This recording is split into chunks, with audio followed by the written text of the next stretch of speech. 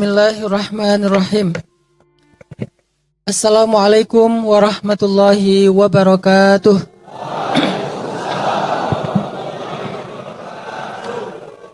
Alhamdulillahi rabbil alamin. Alhamdulillahilladzi arsala rasulahu bil huda wa dinil haq liyudhhirahu 'alad dini kullih wa kafa billahi shahida. Asyhadu an la ilaha illallah wahdahu la syarika lah wa asyhadu anna Muhammadan abduhu wa rasuluhu la nabiyya ba'dah. Allahumma shalli wa sallim wa barik ala sayyidina Muhammad wa ala alihi wa sahbihi wa man tabi'ahu ila yaumil qiyamah. Rabbi shrah li sadri wa yassir li amri wahlul 'uqdatan min lisani yafqahu qawli. Pertama-tama yang kita hormati dan kita muliakan kanda kita, para tokoh-tokoh pemuda yang ada di hadapan kita pada malam ini. Ada Kanda Randi Zulmaryadi Rudi, kemudian ada Kanda Suhadi,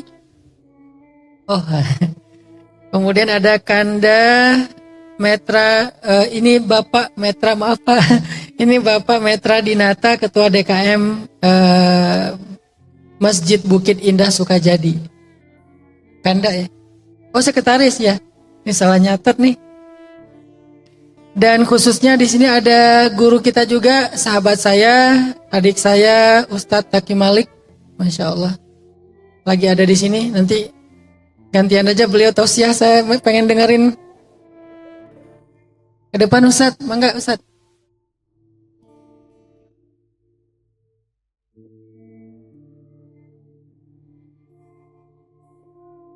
Ternyata Masya Allah beliau diam-diam tadi sengaja sholat isya di belakang. Seandainya saya tahu ada beliau, pasti tadi minta beliau yang jadi imam, karena yang hafiz lebih utama daripada kita. Jazakumullah khair Ustaz atas kesempatannya hadir. Dan yang paling spesial adalah anak-anak muda Kota Batam dan sekitarnya, anak-anak muda yang hadir di Masjid Bukit Indah Sukajadi yang dirahmati Allah Subhanahu wa taala.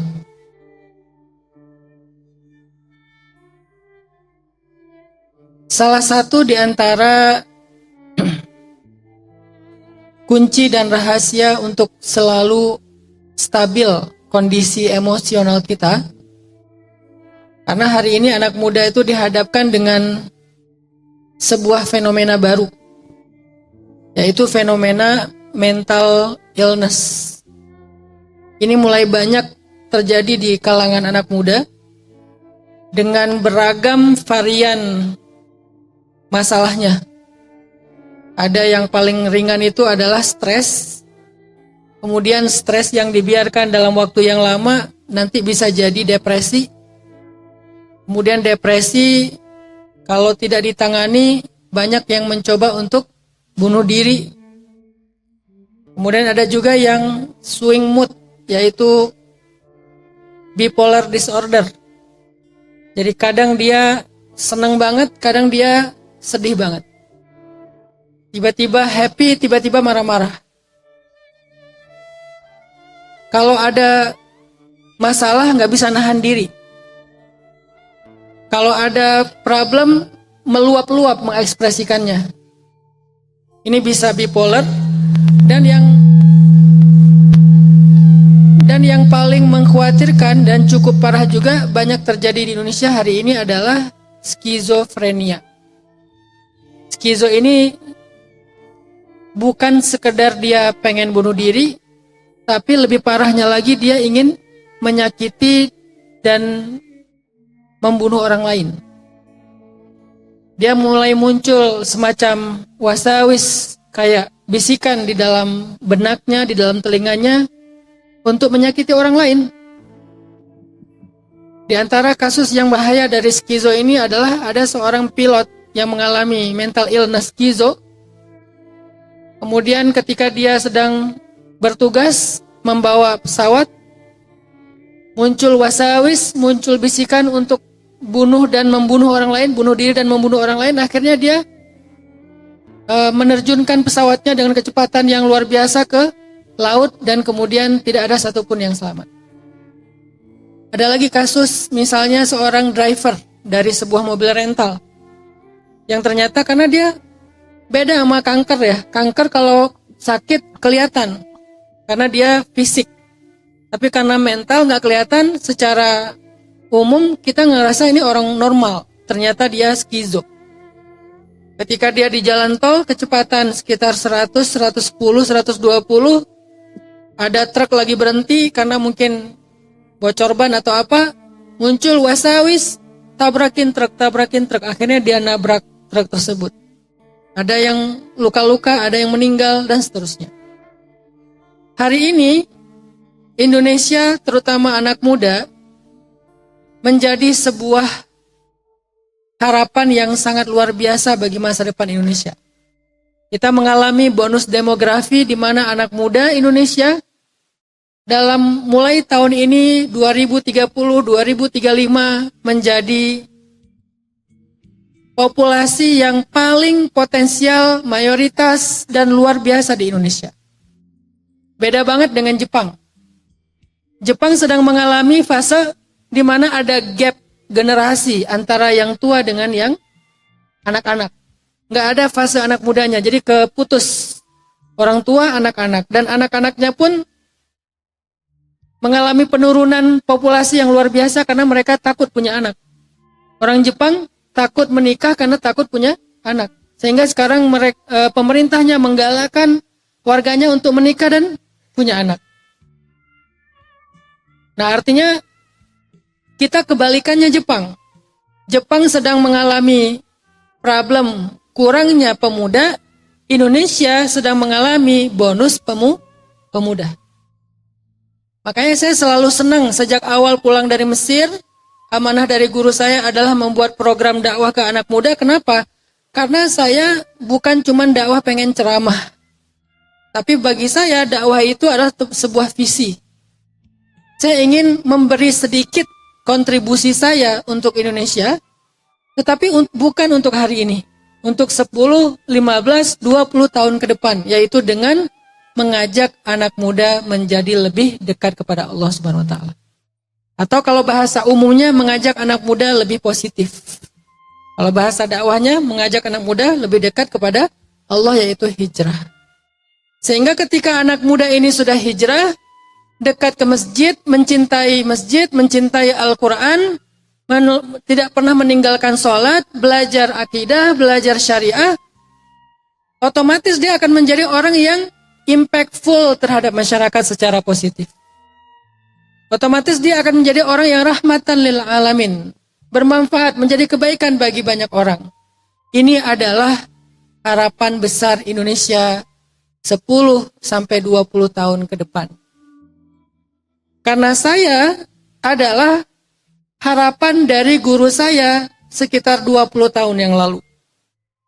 Ketika saya masih SMA, sebelum saya berangkat ke Mesir, guru saya bilang gini ke saya. Dan ke teman-teman saya seleting, satu angkatan, guru saya bilang gini. Ustadz nggak melihat kalian siapa yang ranking 1 hari ini di kelas. Itu adalah nilai akademik, itu prestasi akademik, itu bagus. Tetapi bukan itu yang paling penting bagi Ustadz, kata beliau. Yang paling penting bagi Ustadz adalah melihat ranking berapa kalian dalam kehidupan kalian nanti 20 tahun dari sekarang. Ranking berapa kalian di tengah-tengah masyarakat 20 tahun dari sekarang. Saya, teman-teman saya yang sama-sama satu angkatan, kemudian kita setengah dari kelas itu berangkat belajar ke Mesir. Ada Dr. Amri Fatmi, ada Ustadz Abu Huzaifah ahli hadis, ada Ustadz Ifan ahli sastra Arab, Ustadz Amri ahli akidah dan filsafat, ada Ustadz Awalu Zikri ahli fikih dan seterusnya. Kita ini adalah produk dari harapan, pemikiran, pendidikan guru kita 20 tahun yang lalu. Kita adalah produknya. Sehingga dari situ saya membayangkan, saya harus meneruskan estafet guru saya. Saya adalah produk dari guru saya yang alhamdulillah dengan pendidikan dari guru saya, pendidikan di Al-Azhar, dan di atas semua itu adalah karena karunia Allah, akhirnya saya punya kesempatan berdakwah keliling Indonesia, berdakwah di sosial media, dan disambut baik oleh anak-anak muda yang luar biasa. Sekali saya posting 1 minute booster misalnya, alhamdulillah yang mendengarkan itu sekitar 500 ribu sampai 1 juta viewer atau views misalnya. Apa yang saya maksud dari kalimat ini? Maksudnya, pertama, berapa banyak pahala jariah yang mengalir kepada guru saya dari satu saja 1 minute booster. Satu saja. Kayak tadi sore lagi di tempat penginapan, daripada saya nganggur di kamar, nggak bawa istri, sendiri jomblo. Ya udah saya bikin konten, speaking of my mind. Jadi ngomongin apa yang ada di pikiran saya. Kepikiran tentang masalah man aslaha ma bainahu wa bainallah aslahallah ma bainahu wa bainan nas. Siapa yang memperbaiki apa yang ada di antara dia dengan Allah, Allah perbaiki antara dia dengan manusia. Saya sampaikan, ngedit sedikit, kasih back sound, tayang. Sekarang mungkin sekitar 200 ribu yang mendengar. Dari 200 ribu, 500 ribu, 1 juta orang yang mendengar itu, berapa yang mendapatkan hidayah? Maka berapa pahala yang mengalir kepada guru saya yang telah mengajarkan ilmu itu kepada saya. Sehingga saya ngerasa, wah nggak boleh terputus nih pahala guru saya. Dan saya pun ingin mendapatkan kebaikan yang sama seperti guru saya dengan berbagi kebaikan. Sehingga ketika kebaikan ini disebar, insya Allah juga mengalir kepada saya. Estafetnya begitu. Dari zaman Nabi, zaman sahabat, zaman para ulama, sampai kepada kita, ada estafetnya dan terus mengalir sesuai dengan peran masing-masing.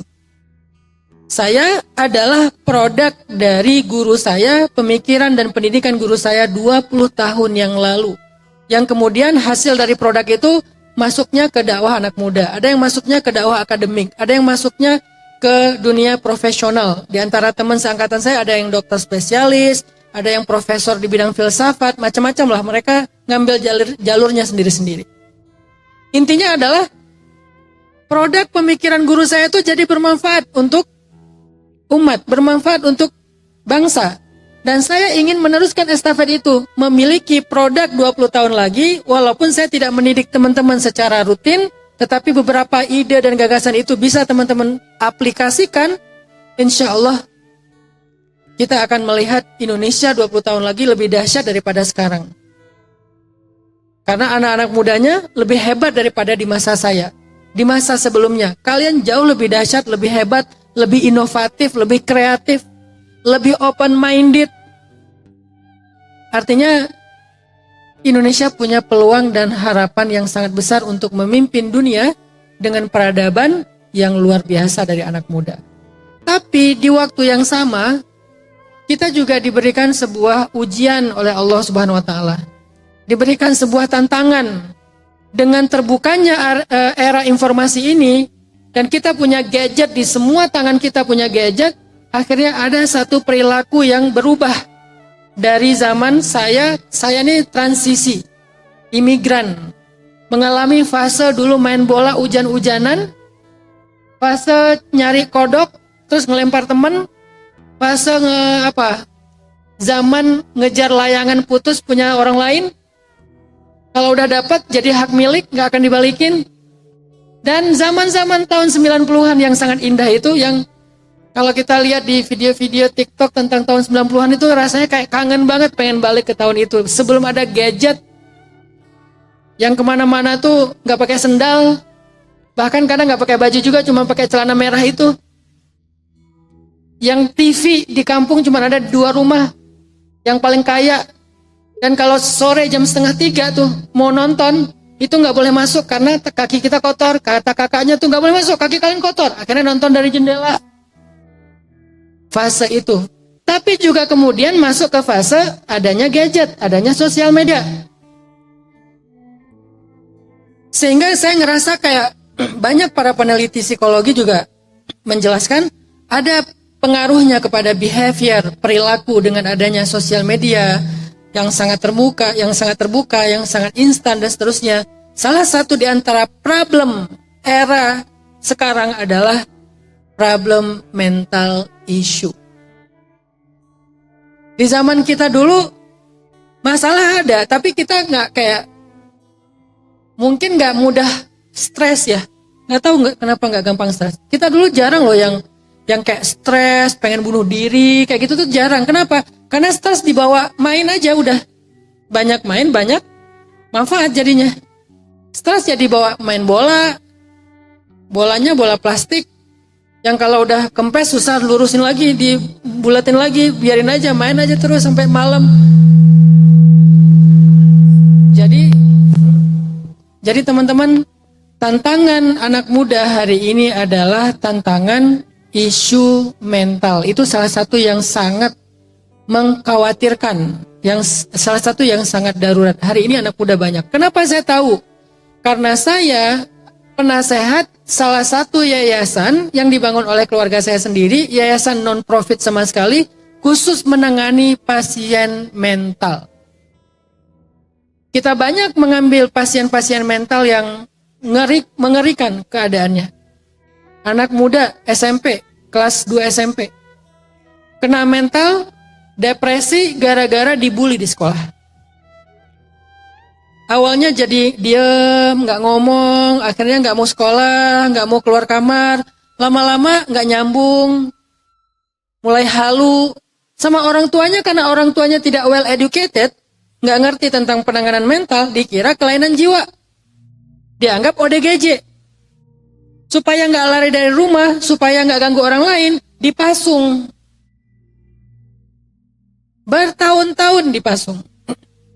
Ada yang bahkan saking sudah tidak lagi diperlakukan seperti memperlakukan manusia, dipasung sekian tahun, ini anak yang kena mental ini sampai berperilaku tidak lagi seperti manusia, kayak hewan. Makan kotoran sendiri.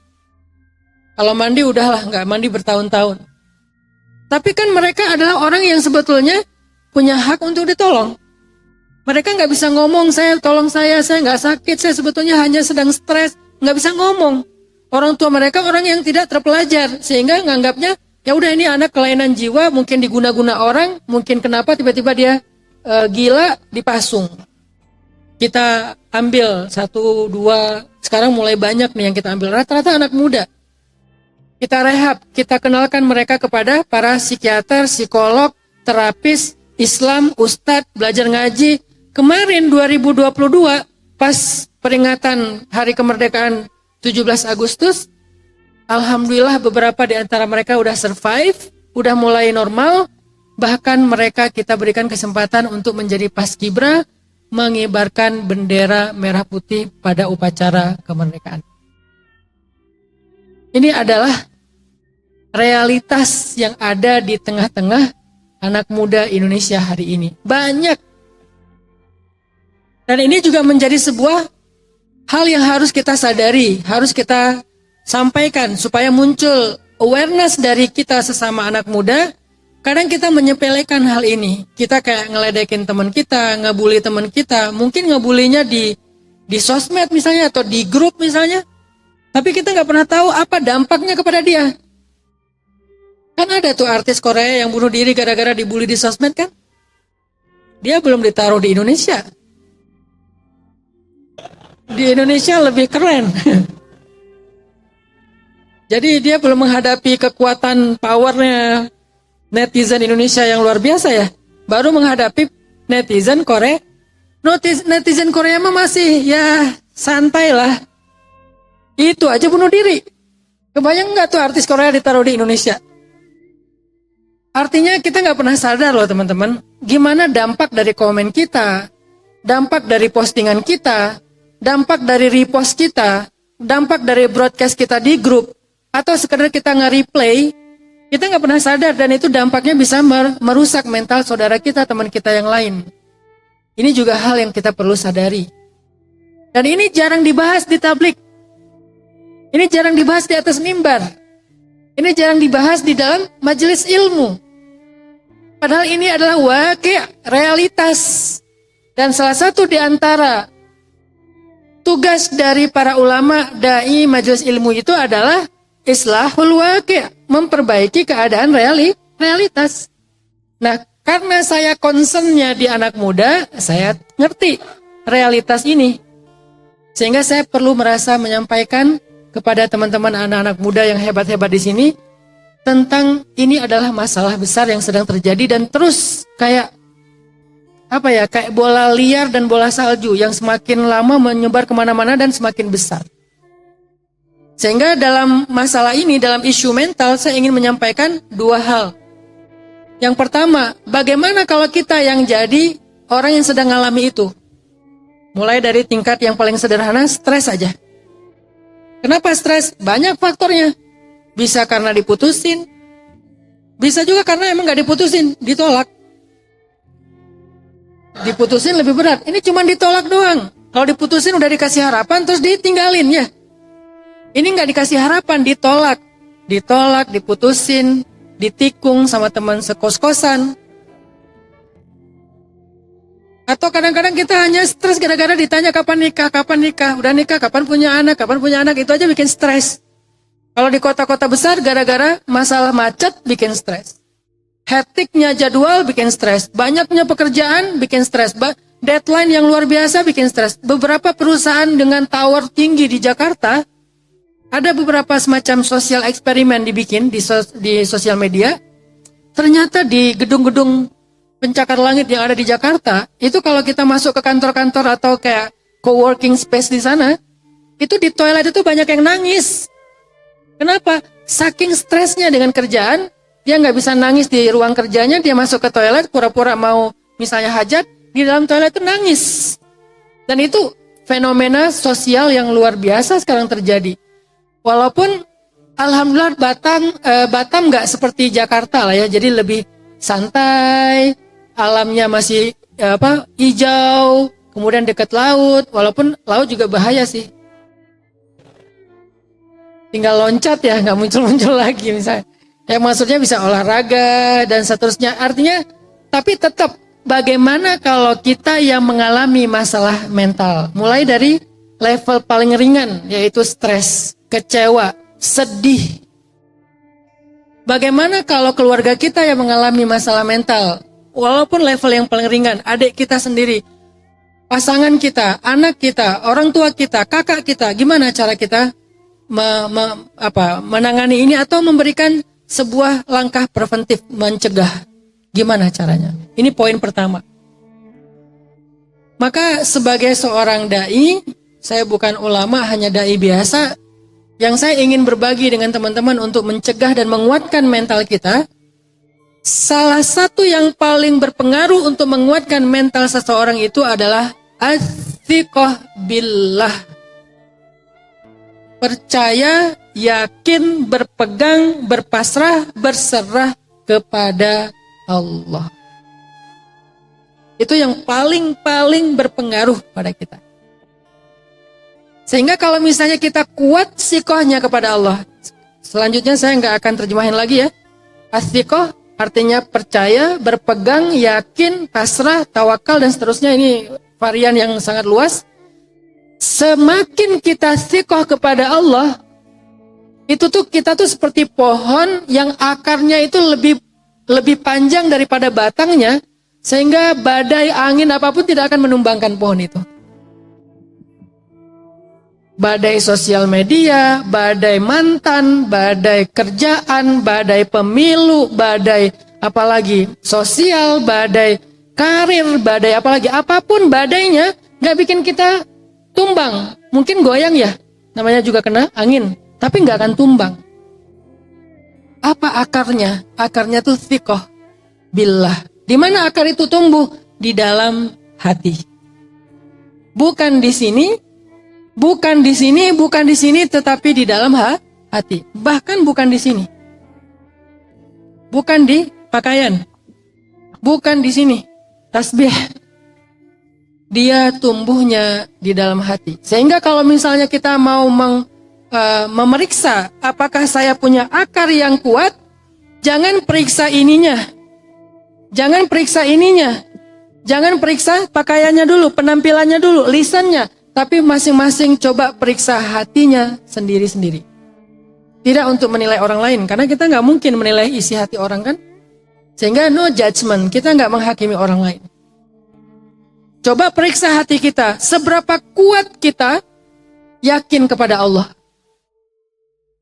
Sehingga ketika kita yakin kepada Allah, apapun situasinya, musim panas, musim dingin, musim hujan, musim kemarau, ini pohon tetap berdiri tegak, bahkan dia terus berbuah kullahinin biizni rabbiha, setiap waktu dengan izin dari Rabbnya.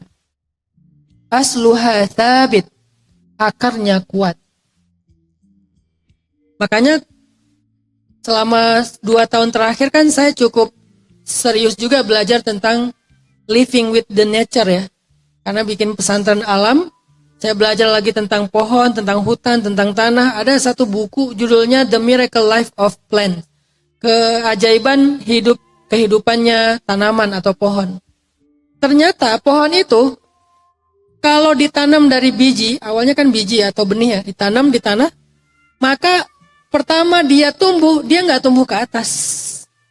Pertama dia tumbuh ke bawah dulu. Sehingga orang yang nggak ngerti tentang dunia farming, dia akan ngerasa ini kenapa nggak tumbuh-tumbuh sih? Udah seminggu saya nanam biji ini, kok nggak kelihatan daunnya, kok nggak kelihatan batangnya?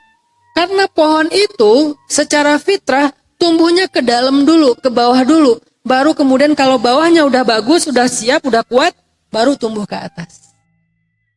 Begitu juga harusnya seorang manusia mukmin. Kata Allah, asluha tsabit. Tumbuh dulu ke dalam kalau mau kuat. Ke dalam mana? Tanahnya, wadahnya apa? Wadahnya adalah hati. Inilah tanah untuk tumbuhnya iman. Ditumbuhkan dulu nih ke dalam. Dan biasanya akarnya lebih panjang daripada pohonnya.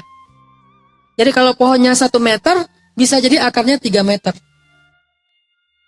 Salah satunya itu yang akar wangi itu. Kita di kawasan kita punya akar wangi kayak semacam ilalang, dan sekarang lagi saripati dari getahnya itu lagi mahal dipakai buat bahan utama parfum. Akar wangi itu juga berfungsi ke tanah itu, menjaga tanah supaya nggak longsor, dia ngikat tanah. Akar wangi itu kalau di atasnya 1 meter, di bawahnya itu bisa 4 meter lebih. Jadi lebih panjang akarnya daripada batangnya. Allah memberikan kepada kita isyarat tentang pertumbuhan yang baik lewat tanaman, lewat semesta, lewat alam yang Allah sebut juga di surat Ibrahim. Asluha tsabit. Sehingga kalau kita mau kuat dengan berbagai macam dinamika hidup, dikasih ujian, dikasih kesenangan, dikasih ujian, dikasih kesenangan, tapi nggak roboh, nggak tumbang, kuncinya ada di seberapa kuat akar iman dan thiqah kita kepada Allah. Ini berlaku untuk semua masalah kita. Untuk semua masalah kita. Apa yang akan kita hadapi ke depan misalnya? Ustadz, saya ini lagi nyusun skripsi. Masalahnya ada apa? Masalahnya pembimbingnya galak. Killer. Udah 3 kali saya ngajuin judul, ditolak terus. Ustadz, saya sekarang lagi nyusun lagi nyusun rencana mau menikah. Masalahnya apa? Belum ada calon. Ustadz, saya sekarang lagi ada masalah pengen masuk ke legislatif misalnya. Masalahnya apa? Nggak tahu jadi apa enggak, ikhtiar dulu aja. Apapun yang akan kita jalanin, Ustadz saya pengen jadi pengusaha, apalagi pengusaha. Resikonya luar biasa ya. Saya mau kerjasama sama teman saya ngemodalin, dia ngerjain. Berapa modalnya? 200 juta Ustadz. Dan itu kayaknya tabungan saya habis tuh. Ada resiko? Ada. Terus gimana cara kalau misalnya terjadi dinamika? Misalnya dinamikanya kita rugi, dinamikanya kita bermasalah, dinamikanya kita nggak jadi, atau apapun dinamika yang intinya adalah di luar harapan kita, supaya kita nggak tumbang, supaya kita tegar, supaya kita sabar, atau kalau dinamikanya justru yang kita harapkan. Jadi, atau misalnya sukses, atau misalnya skripsinya diterima, nilainya bagus, atau misalnya untungnya besar, nggak bikin kita lupa diri, kemudian semakin jauh dari Allah dan membawa kita kepada kebinasaan sendiri. Gimana caranya biar kita tetap teguh dalam kebaikan, dalam keadaan sarra atau dalam keadaan dharra? Dalam keadaan dikasih nikmat atau dalam keadaan dikasih ujian, tetap dalam keadaan tegak dalam keadaan sehat seperti pohon. Harus kuat akar iman dan thiqah kepada Allah. Saya teringat kisah. Jadi sebelum saya bahas kisah, kalau kita mau mengukur iman kita kuat apa enggak di dalam hati, salah satu caranya adalah coba perhatikan selama ini. Kalau kita punya masalah, nih ada masalah nih. Tiba-tiba kan masalah itu datang kan? Tiba-tiba datang masalah. Siapa yang pertama kita pikirkan? Yang langsung spontan ya, bukan setelah sejam, 2 jam, spontan. Ada masalah, tung langsung siapa yang pertama kita pikirkan? Atau apa yang pertama kita pikirkan? Bisa orang tua, bisa juga masalah itu sendiri, bisa juga pembuat masalahnya, bisa juga orang-orang yang kita harapin bisa nolongin kita. Pertanyaannya, pernah nggak Allah menjadi yang pertama kali sebelum yang lain terfikirkan ketika kita ditimpa masalah saat itu juga? Disitulah iman teman-teman. Dan disitulah jalan keluar, disitulah kita bisa survive. Ada masalah apa nih misalnya? Masalah kita sama teman, kita kerja sama bisnis, kita kasih dia duit 200 juta, dia yang ngejalanin, kita yang investasi, tiba-tiba dibawa kabur. Apa yang pertama kita pikirin? Polisi? Pengacara? Atau nomor kontaknya? Atau gimana cara ngedatengin debt collector? Atau apapun? Apa yang pertama kita pikirin? Yang kita harapin bisa menyelesaikan masalah kita. Lalu kemudian pertanyaan kedua, apa yang paling lama kita pikirkan? Yang pertama dan yang paling lama. Yang pertama itu yang langsung spontan, terbersit dalam pikiran kita dan masuk ke hati kita, siapa atau apa.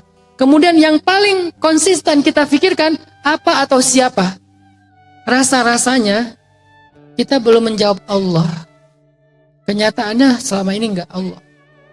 Allah bukan yang pertama kita pikirkan ketika kita dihantam masalah. Allah juga bukan yang setiap hari kita pikirkan yang paling banyak ketika kita sedang dalam masalah. Yang paling banyak kita pikirkan adalah masalah itu sendiri. Kita berharap dengan memikirkan masalah itu akan ada jalan keluar. Akan ada solusi. Yang paling lama dan paling banyak kita pikirkan adalah orang yang membuat masalah itu sendiri. Yang paling lama dan paling banyak kita pikirkan adalah orang yang kita harapkan bisa membantu kita untuk menyelesaikan masalah itu sendiri. Tapi kita lupa kepada Allah. Itulah belajar menumbuhkan akar iman. Ada cerita. Ada seorang ulama di Mesir mengajarkan ilmu akidah kayak gini di dalam sebuah masjid. Kemudian besoknya beliau kembali ke kampungnya naik pesawat kayak saya sekarang tinggal di Bandung ke Batam, terbang ke Bandung misalnya. Di bandara besoknya ketika mau boarding, tiba-tiba ketemu seorang laki-laki megang tangan beliau, "Ya Syekh, Assalamualaikum," kata beliau. "Apakah Anda yang mengajar di masjid kemarin?" "Oh ya, benar.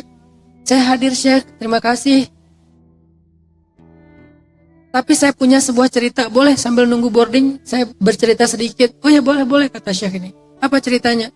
"Syekh, udah 1 tahun ini saya punya masalah." Mirip cerita seperti poin saya sampaikan tadi. "Udah 1 tahun ini saya punya masalah. Saya menitipkan harta saya kepada seorang sahabat untuk dipakai berbisnis, lalu bagi hasil, tapi orangnya kabur. Nomor handphonenya ganti, nggak aktif lagi. Nggak bisa dicari kemana-mana. Saya cari ke teman-temannya nggak ada yang tahu.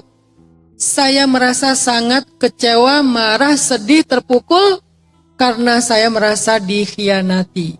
Selama 1 tahun ini saya stres. Selama 1 tahun ini saya selalu mikirin dia. Setiap pagi saya mikirin dia, siang saya mikirin dia, malam saya mikirin dia, nggak bisa tidur mikirin dia. Kenapa dia tega sama saya? Kapan dia berubah? Kapan dia mau menghubungi saya? Kapan dia akan membalikan uang saya? Kapan dia kasihan sama saya? Dia selama 1 tahun. Saya berharap dengan pikiran itu saya dapat solusi. Selama setahun saya cuma mikirin uang saya ada di dia.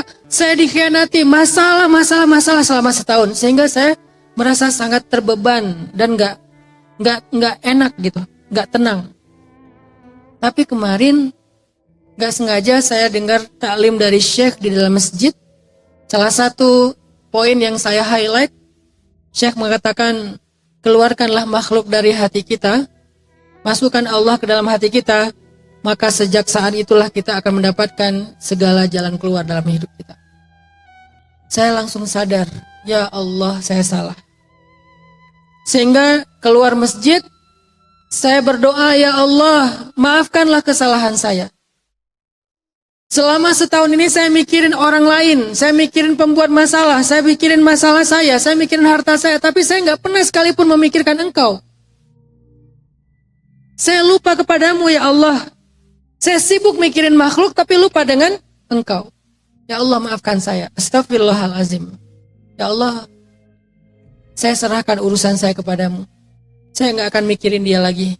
Saya akan memikirkan Engkau. Saya berharap kepadamu. Saya akan memperbaiki hubungan denganmu. Baru ngomong, belum ngejalanin. Pas masuk mobil, tiba-tiba ada yang nelpon, nggak dikenal nomornya, diangkat.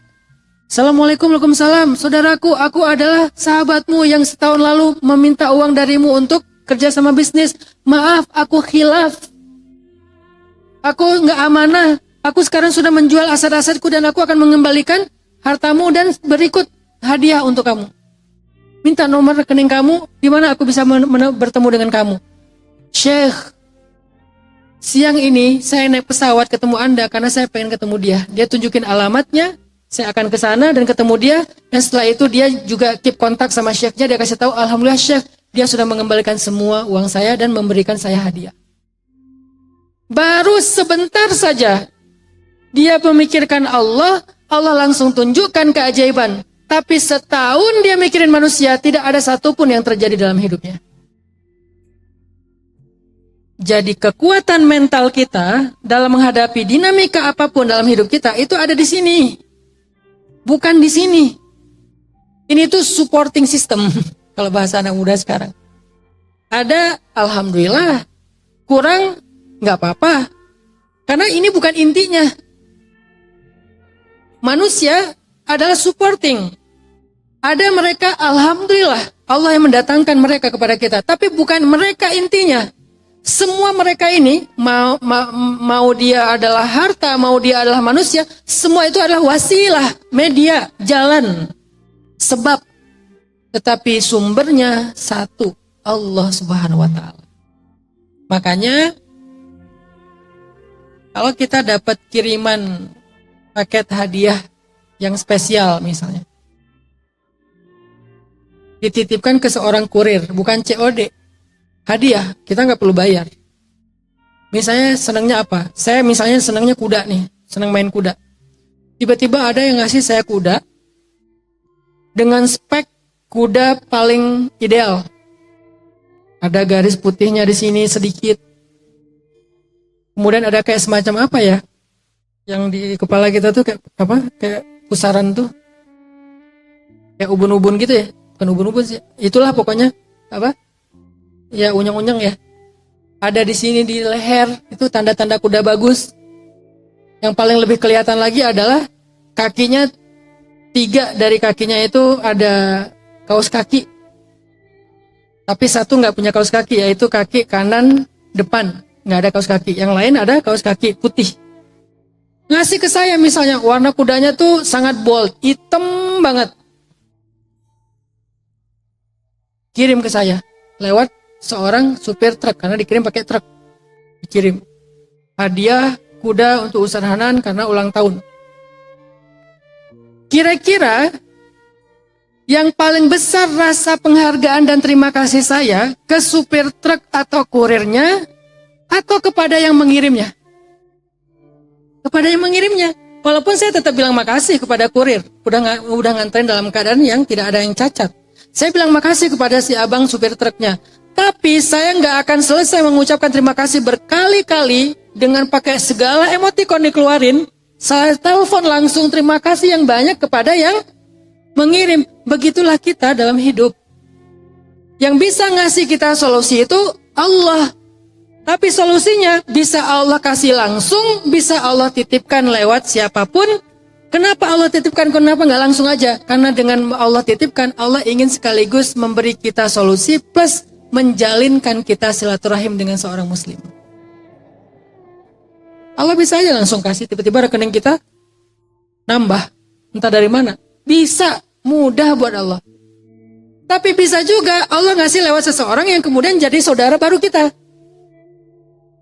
Kalau Allah ngasih langsung, kita nggak punya tambahan saudara. Allah udah ngasih, dikasih kebaikan bonus, yaitu persaudaraan. Sehingga kita jadi akrab sama seseorang. Jadi saling berukhuwah, bersaudara, saling membantu. Walaupun sebetulnya yang mengirimkan kita kebaikan itu bukan dia cuma bawain. Yang mengirimkan adalah Allah. Disitulah kita belajar yakin, belajar thiqah, belajar iman kepada Allah, teman-teman. Dan itu modal banget untuk supaya memiliki kekuatan mental seperti pohon yang teguh dalam dinamika apapun. Jadi coba kita belajar sekarang, yang pertama tadi kan Allah. Ada masalah langsung Allah dulu. Sebelum masalah, sebelum pembuat masalah, sebelum yang orang kita harapkan bisa ngasih solusi terhadap masalah. Sebelum Allah. Kehilangan sesuatu, Allah. Kecewa, Allah. Sakit hati, Allah. Sedih, Allah. Pertama yang terbersit secara spontan harusnya Allah di dalam pikiran dan hati kita. Baru di situ kita punya akar. Dan la tahzan setelahnya. Gak usah khawatir. Biar Allah yang beresin setelahnya. Aman banget hidup kalau udah kayak gitu. Aman, saya jamin, saya yakin. Saya juga lagi belajar mempraktekannya sejak dulu. Setiap saya ceramah kayak gini, saya sama seperti lagi belajar juga. Lagi mendengarkan nasihat untuk diri saya sendiri. Saya percaya banget itu, dan itu ngaruh banget. Dimarahin istri, Allah. Jangan istri dulu yang diingat. Ngirim WA, istri lagi ngambek. Ngirim WA, contreng 2 tapi nggak dirit, masih abu. Mungkin dia lagi sibuk masak. Siang, belum dirit juga. Online berkali-kali. Lasin lagi ya. Tapi WA kita nggak dibaca. Sedih, ngerasa nggak dianggap penting. Mulai ada rasa kecewanya. Allah, jangan dia dulu yang diingetin. Kenapa ya dia kayak gitu? Dia nggak ingat ya kalau aku tuh sayang banget sama dia, bla bla bla bla bla bla. Jangan bayangin mukanya dia dulu. Coba bayangkan dulu kebaikan Allah. Karena kalau udah makhluk dulu yang masuk ke hati kita, udah berubah tuh. Kita labil. Makhluk kalau udah masuk ke hati kita, benda, dunia kalau udah masuk ke hati kita, itu kita tuh kayak pohon, gede, tapi nggak punya akar. Ujetustat min fauqiha, maka akan tercabut dari dalam bawah-bawahnya semuanya. Pohon makin gede, nggak punya akar, makin kalau jatuh, kecabut lebih banyak. Kalau pohon kecil nggak punya akar masih mending. Ini udah paling gede, artinya masalahnya banyak, beban hidup banyak, tapi nggak punya akar iman. Karena yang ada di hatinya bukan Allah, yang ada di hatinya adalah makhluk, yang ada di hatinya adalah dunia. Makin jatuh tuh pohon. Itulah kita hari ini dengan beban hidup yang mungkin nambah, semakin bertambah usia kan nambah beban hidup. Kita harus mengurus keluarga, harus mengurus orang lain dan seterusnya. Nambah beban hidup kita. Aktif di organisasi, ngurus orang banyak. Di rumah, ngurus keluarga. Udah menikah, ngurus pasangan. Gak lama kemudian ngurus anak-anak. Anak-anak semakin tumbuh, nambah lagi bebannya. Sekolah dan seterusnya.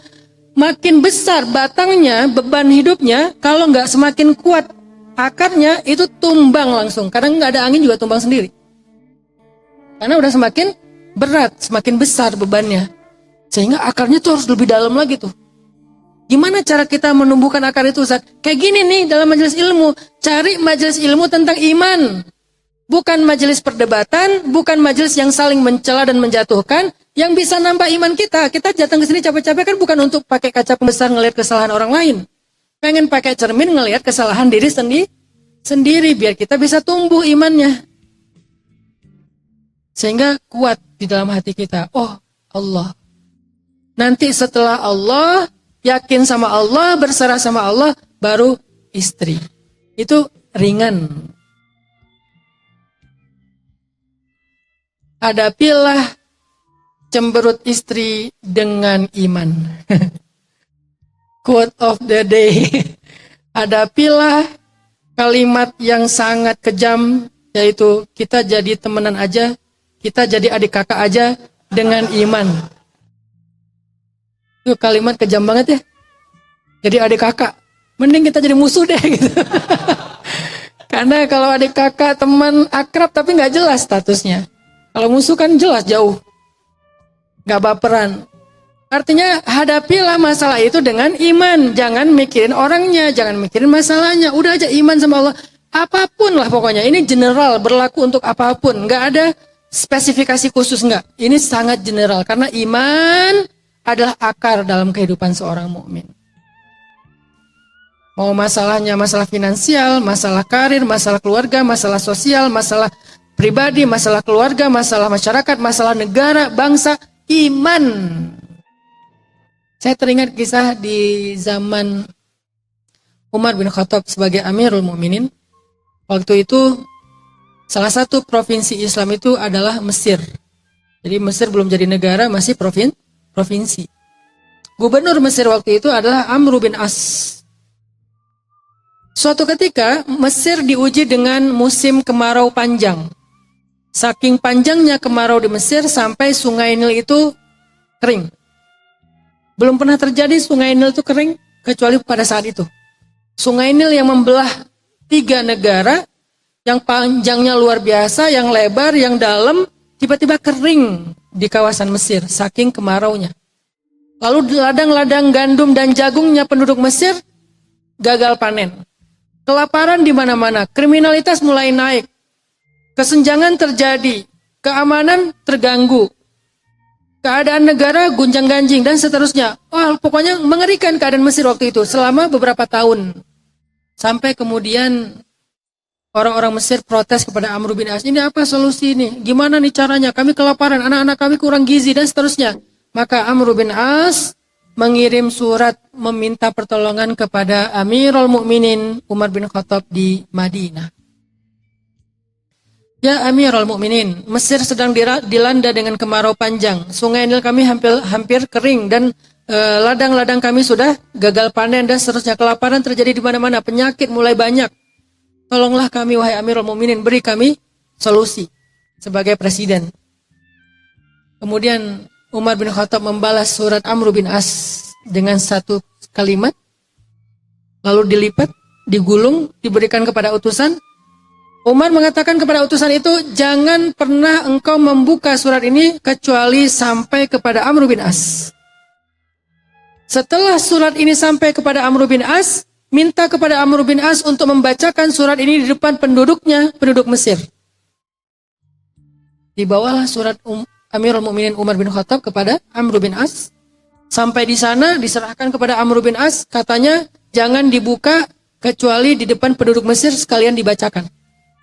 Akhirnya dikumpulkanlah penduduk Mesir, dikumpulkanlah para pejabat, para tokoh-tokoh, kalau bahasa sekarang live, di sosmed, semuanya bisa nonton, dibukalah surat dari Umar bin Khattab, dibaca, isinya adalah doa. Jadi isinya itu bukan, coba kamu bikin program ini, coba kamu bikin, bukan. Isinya adalah doa. Doanya seorang Umar bin Khattab. Apa doanya? Ya Allah, turunkanlah hujan kepada hamba-hambamu penduduk Mesir. Sesungguhnya engkau adalah sebaik-baik pemberi rahmat. Dibacakan oleh Amr bin As surat doanya Umar bin Khattab. Seketika itu juga Mesir mendung tebal dan turunlah hujan lebat sampai sungai Nil mereka penuh dengan air. Ladang-ladang mereka juga terisi dengan air. Selesailah masalah penduduk Mesir. Di sini saya tidak bilang bahwa kalau gitu udahlah kita doa rame-rame aja, nggak usah bikin program dan seterusnya. Bukan, kita nih lagi ngomongin masalah hati. Kita nggak ngomongin masalah syariat, lagi ngomongin masalah akidah. Syariatnya kan Islam itu sempurna dengan 3 itu. Pertama akidah, kedua syariat atau fikih, ketiga suluk ataupun akhlak. Kalau salah satunya kurang ya belum sempurna Islam kita. Nah, kita lagi ngomongin iman sekarang. Walaupun secara syariat kita bekerja. Secara syariat kita berusaha, secara syariat kita melakukan banyak hal, berjuang, berkorban bahkan secara syariat. Tapi semua itu tidak boleh menjadikan kita jadi percaya kepada sebab, kepada cara. Biarkan tangan kita yang memegang cangkul, tapi harapan kita tetap di hati kita kepada Allah, bukan kepada cangkulnya. Jadi kita sekarang lagi belajar hakikat, teman-teman, bukan belajar syariat. Walaupun dua-duanya harus dijalankan secara bersamaan. Jangan ditinggalkan syariat gara-gara hakikat, akhirnya zikir doang gak bekerja. Tapi jangan juga pure syariat lupa hakikat. Hakikat cuman basa-basi doang.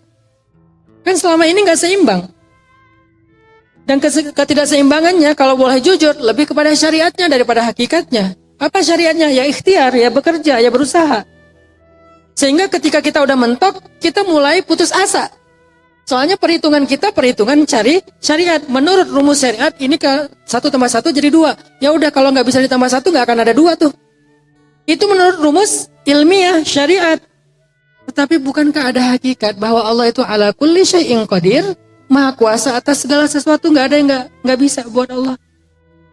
Ayat yang tadi saya baca di sholat Isya, cerita Nabi Uzair ketika bertanya, bagaimana Allah menghidupkan negeri yang sudah hancur ini? Tiba-tiba Allah tidurkan Nabi Uzair, tertidur. Di sebelahnya ada keledai, sebelahnya ada roti. Pas bangun, datang malaikat kepada Nabi Uzair bertanya, kam labis, berapa lama engkau tidur di sini? Dia berkata, yauman au ba'da yaum. Sehari atau setengah hari mungkin rasanya. Kata malaikat, enggak, tapi sudah 100 tahun. Walaupun kamu sudah tidur 100 tahun, coba kamu lihat di sebelahmu. Rotimu masih hangat. Belum kering, belum rusak. Roti kan lebih cepat rusak kan? Rotimu masih hangat, susu di sebelahnya masih segar, belum basi. Tapi coba lihat ke sebelah satunya lagi. Keledaimu sudah menjadi tulang belulang. Jadi yang satu Allah kekalkan, yang satu Allah fanakan. Yang satu Allah jadikan bertahan selama 100 tahun, padahal dia lebih mudah basi.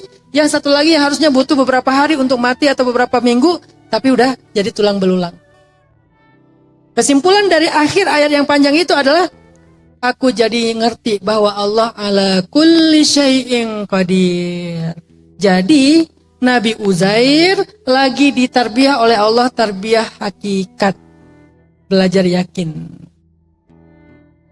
Walaupun syariatnya tetap bertani, tetap nyangkul, tetap nanam, tetap berikhtiar, tetap berdagang, tetap ini dan itu. Tetap, cuman di dalam hati, dia nggak boleh dilibatkan hati ke dalam syariat. Hati itu harus dengan hakikatnya, yakin. Syariat itu bagiannya tangan, bagiannya organ, bagiannya indera, itulah syariat. Tapi hati, bagiannya hakikat. Jadi jangan libatkan hati kepada syariat sehingga kita gampang putus asa, berkeluh kesah, galau, depresi. Kayaknya nggak mungkin lagi nih. Kenapa nggak optimis? Sebagai jomblo fisabilillah, belajar dari siapa? Julaibib. Belajar dari Ali bin Abi Thalib. Dua-duanya mereka adalah teladan optimisme. Walaupun awalnya Julaibib sempat ngerasa kayak, ya udahlah nggak apa-apa, mungkin nanti nikahnya di surga aja. Sehingga dia aja di mihrab. Datang Rasulullah, malham ya Julaibib. Kamu kenapa Julaibib? Ya Rasulullah, gak ada yang mau nikah sama saya. Jangankan wanita merdeka, budak juga gak mau nikah sama saya. Saking Julaibib tidak menarik buat perempuan di Madinah. Tapi gak apa-apa lah ya Rasul. Kira-kira di surga saya bisa gak punya pasangan ya Rasul? Berharapnya di akhirat.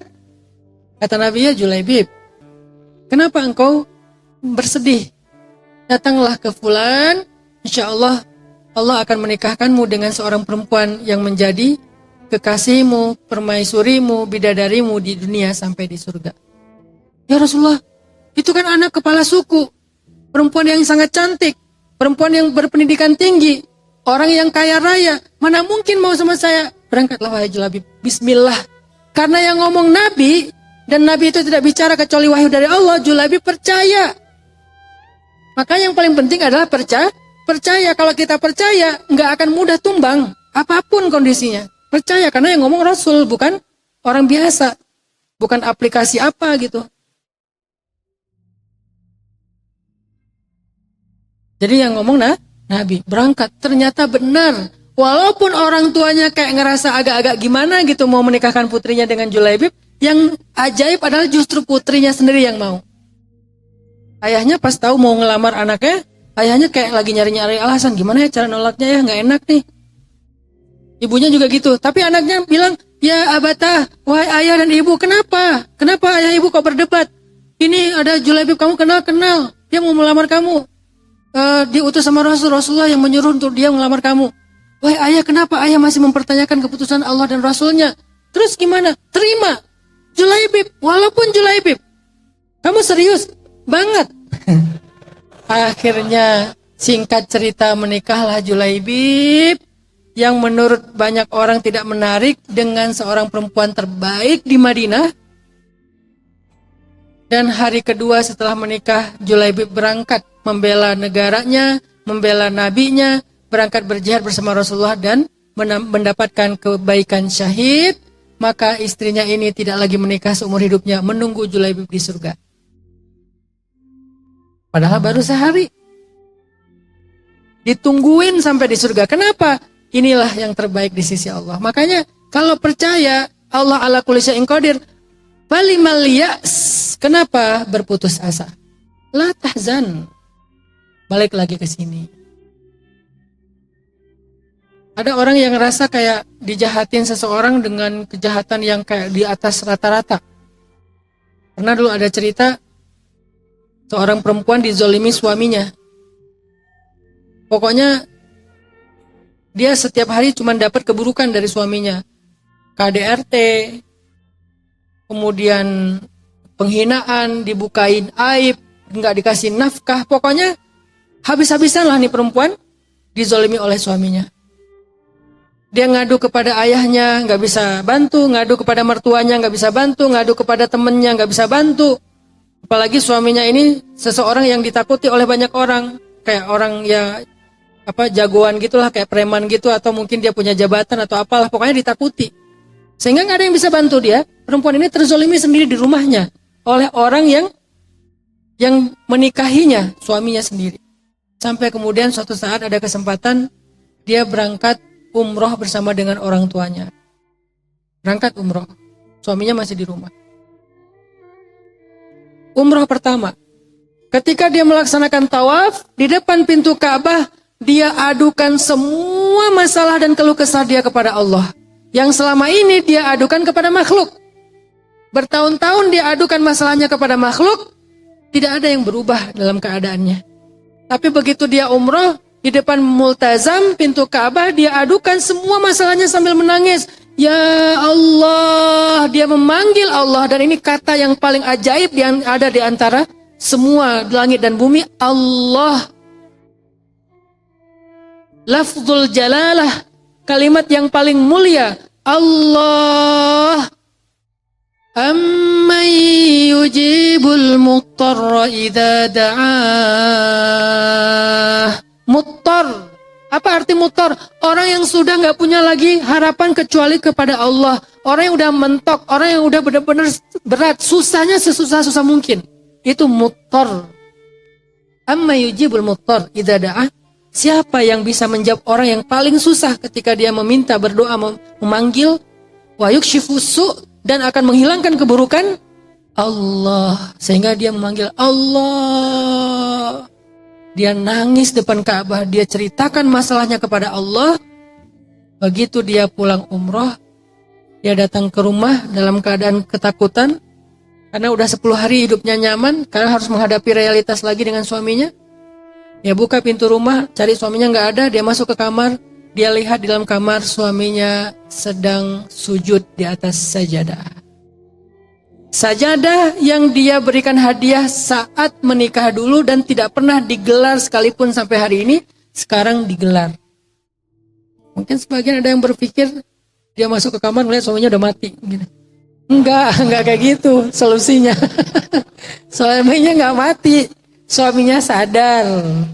Suaminya untuk pertama kalinya sujud di atas sajadah, menangis, sholat sunnah. Setelah selesai itu dia bangkit dari sujudnya, selesai salam, melihat istrinya udah pulang, dia peluk, dia minta maaf Luar biasa, sehabis-habisnya dia sampaikan rasa bersalahnya. Sejak saat itu mereka mendapatkan kehidupan yang jauh berubah lebih baik. Siapa yang bisa menolong kita ketika kita dalam keadaan muttar selain Allah Subhanahu wa taala? Yang dibutuhin itu adalah as-siqah. Karena kalau kita udah siqah kepada Allah, Allah seperti prasangka hambanya kepadanya.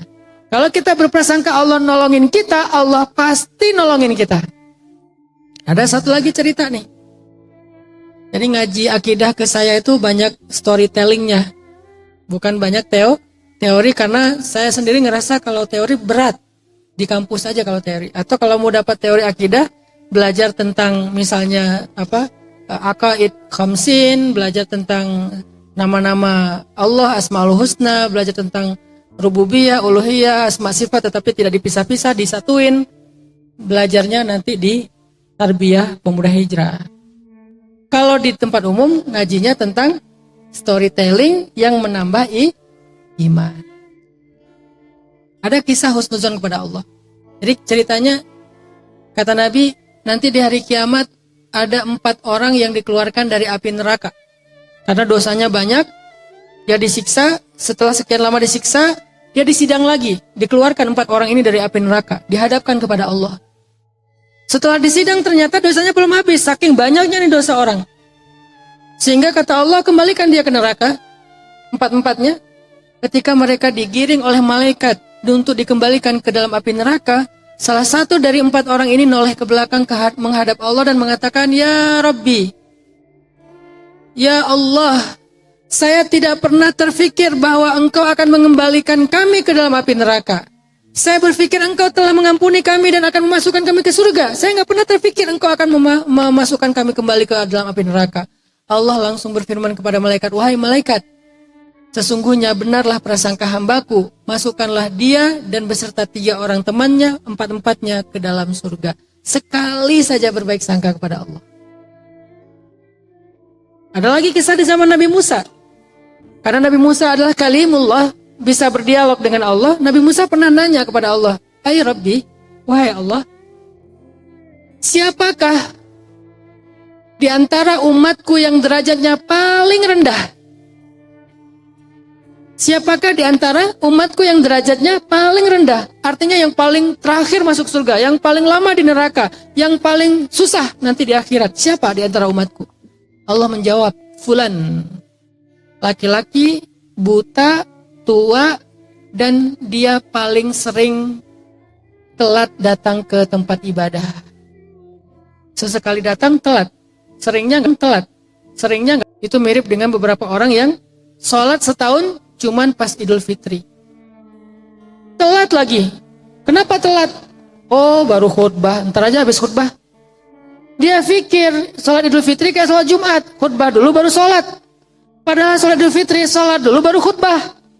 Begitu dia datang menjelang akhir khutbah, orang-orang pada bubar. Loh, kok nggak sholat nih? Ada teman saya yang kayak gitu. Karena dia pikir kayak sholat Jumat, saking nggak pernah ke masjid, nggak tahu tutorial sholat Idul Fitri. Akhirnya kata Allah, ini orang yang paling rendah di antara umatmu yang tua, buta, dan paling jarang ke masjid atau paling telat kalau ke masjid. Walaupun namanya bukan masjid kalau dulu. Ma'bad, tempat ibadah. Maka Nabi Musa memeriksa di antara umatnya, siapa yang paling telat hari ini? Fulan, oke. Orang tua, buta, kayaknya ini nih. Besok nggak hadir, lusa dicari. Wah, setelah sekian lama, datang lagi dia, tapi telat. Datang tapi telat. Jarang-jarang datang, telat lagi. Setelah sekian lama diperhatikan, tiba-tiba dapat kabar dia meninggal dunia. Ketika dia meninggal dunia, Nabi Musa penasaran. Nanya lagi kepada Allah, Ay Rabbi, bagaimana keadaan dia sekarang di akhirat? Dia udah meninggal dunia. Bagaimana dia dikubur? Apakah dia disiksa? Apakah dia hina? Apakah dia dan seterusnya? Kata Allah, wahai Musa, sesungguhnya dia sekarang sedang berjalan-jalan di antara taman-taman surga. Nabi Musa heran, ya Rabbi, apa kebaikan dia? Bagaimana mungkin dia mendahului kami ke surga? Kami aja masih di dunia, dia udah masuk surga duluan, padahal dia yang paling rendah di antara kami. Allah menceritakan sebuah kisah yang luar biasa. Wahai Musa, suatu hari laki-laki itu sedang berjalan dibantu sama seseorang temannya. Kemudian sambil berjalan, tibalah mereka di sebuah tempat tanah lapang, taman yang sangat luas. Dia nanya kepada temannya, "Kita lagi di mana sekarang?" Kata temannya, "Kita ada di sebuah taman yang bagus, taman yang luas, taman yang indah, taman yang lapang. Semua yang ada di sini pasti bahagia, semua yang ke sini pasti happy." Karena dia diajak jalan-jalan ke situ supaya bahagia, orang buta. "Kita lagi di mana sekarang? Kita lagi ada di sebuah taman. Kamu pasti happy di sini, pasti kamu akan nyaman di sini." Dia mengatakan, "Enggak. Sesungguhnya yang paling luas itu adalah rahmat Allah." Dia katakan itu dengan hatinya, dengan yakin, dengan husnuzon. Allah lah yang paling luas rahmatnya. Enggak ada yang lebih baik daripada rahmat Allah yang luas. Bukan taman ini. "Wahai Musa," kata Allah, "sesungguhnya hambaku berprasangka baik kepadaku. Dan sesungguhnya rahmatku mendahului marahku. Sehingga aku masukkanlah dia dengan prasangka baik itu ke dalam surga." Sekali saja berbaik sangka sama Allah. Iman namanya. Sehingga ketika kita punya masalah dalam hidup, kenapa kita nggak mikirin Allah dulu yang pertama terbersit, lalu kita persangkakan yang terbaik tentang Allah. Walaupun Allah lebih baik dari persangkaan kita, udah pasti itu. Tapi minimal kita punya persangkaan yang baik. Pertama yang terbersit adalah Allah, bukan makhluk, bukan masalah, bukan pembuat masalah, bukan yang mencari solusi. Allah dulu, terus yang baik-baik tentang Allah. Pikirkan dalam hati kita, pasti Allah nggak ingkar janji. Ana inda dhanni abdi bi. Aku sesuai dengan prasangka hambaku kepadaku. Itu yang disebut dengan thiqah, teman-teman. Itulah modal. "Ustadz, saya udah berprasangka baik sama Allah, kok hasilnya gini?" Itu namanya bukan berprasangka baik. Itu menuntut. Beda prasangka menuntut. Prasangka itu yakin Allah itu pasti yang baik-baik. Kalau nuntut harus gini ya, kalau nggak gini nggak benar nih. Kenapa harus kayak gitu? Karena bisa jadi kalian, saya selalu ulang-ulang 2 ayat ini, bisa jadi kalian membenci sesuatu padahal itu baik untuk kalian. Bisa jadi kalian menyukai sesuatu padahal itu buruk untuk kalian. Kok bisa gitu? Allah lebih tahu dan kalian tidak tahu. Itu modal berprasangka sama Allah. Ini pasti ada kebaikan nih. Kok jadi kayak gini ya? Oh, ada kebaikan nih. Itu prasangka namanya. Kenapa? Karena bisa jadi yang kalian gak suka itu ternyata baik. Bisa jadi yang kalian suka ternyata buruk. Maka Allah lebih tahu, kalian gak tahu. Itu prasangka yang dimunculkan. Yang cerita saya motor hilang. Kok hilang sih? Oh, bisa jadi menurut Allah pengen dikasih yang lebih gede. Allah kasih yang lebih gede. 2 lagi tuh. Berprasangka baik dalam urusan sedekah. Yakin kata Allah di surat Al-Baqarah itu kalau kita sedekah diganti sama Allah 700 kali lipat. Kayak kita nanam benih jadi satu kebun. Dan bukan cuma benih, kebunnya tuh pohon. Udah ada buahnya. Nanam satu benih jadi satu kebun, 700 pohon yang sangat subur. Kan untung besar. Kalau kita berbaik sangka dalam hati kita, wah ya udah saya kalau ada kelebihan rezeki nggak sedikit banyak pun semangat. Kenapa? Biar bertambah. Tapi kita nggak boleh mendikte Allah bahwa yang saya maksud bertambah itu yang paling baik itu artinya uang ya Allah, rupiah, rekening ya, saldo. Nggak boleh didikte. Bisa jadi yang kita anggap baik ternyata nggak baik buat Allah. Allah konversi. Dikonversinya apa? Dalam kesehatan, dalam kebahagiaan, dalam kesolehan keluarga. Dan itu mahal. Kadang kita nggak sanggup beli. Lebih mahal daripada angka-angka yang kita punya. Saya pernah nanya ke beberapa jamaah, coba kalau dikasih pilihan, harus milih salah satu di antara 2, tapi nggak boleh pilihan yang ketiga. Pilihan yang pertama, dapat uang 100 juta, untung dalam sebuah perniagaan. Tapi kemudian sakit. Karena punya uang, sakitnya enak.